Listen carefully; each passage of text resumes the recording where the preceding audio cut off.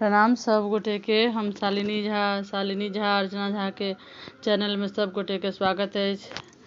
और जितिया पावन के बहुत बहुत शुभकामना सब गोटे के, सब मिथिलावासी के। तो सुनू अहाँ सब एक जितिया के गीत। जितिया के गीत के रचना केने छथि अंशु झा। तो सुनू अहाँ सब। हमर कोशिश है जे अहाँ सबके बढ़िया लागे और गीत के रचना वो बढ़िया से केली है। तो सुनू और केहन लागल से जरूर बताएब। धन्यवाद।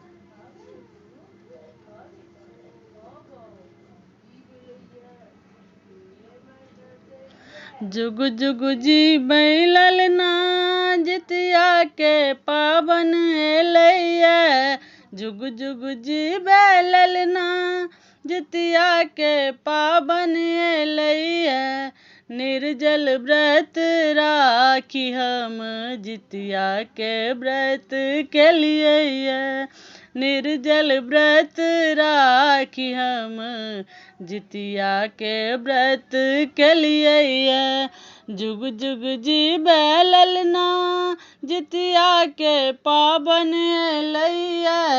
निर्जल व्रत राखी हम जितिया के व्रत के लिए।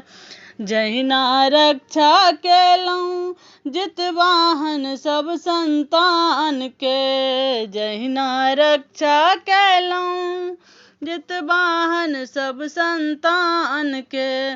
तहिना रक्षा करब हमर ललन के।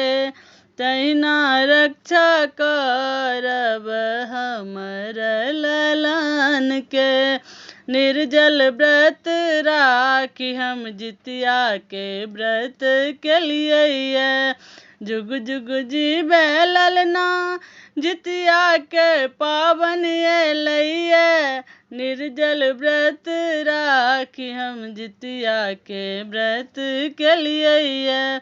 सप्तमी के कल जाइए गंगा स्नान है। सप्तमी के कल जाइए गंगा स्नान है।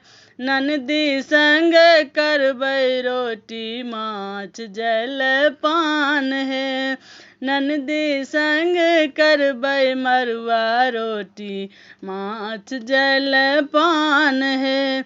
जुग जुग जी ललना जितिया के पावन एलैया। निर्जल व्रत राखी हम जितिया के व्रत के लिए। आसिन के अष्टमी में व्रत हम के लिए। आसिन के अष्टमी में व्रत हम के लिए। नौमी दिन सब सखी पारन के लिए।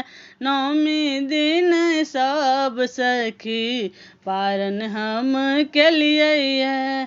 जुग जुग जी ललना जितिया के पावन एलैया।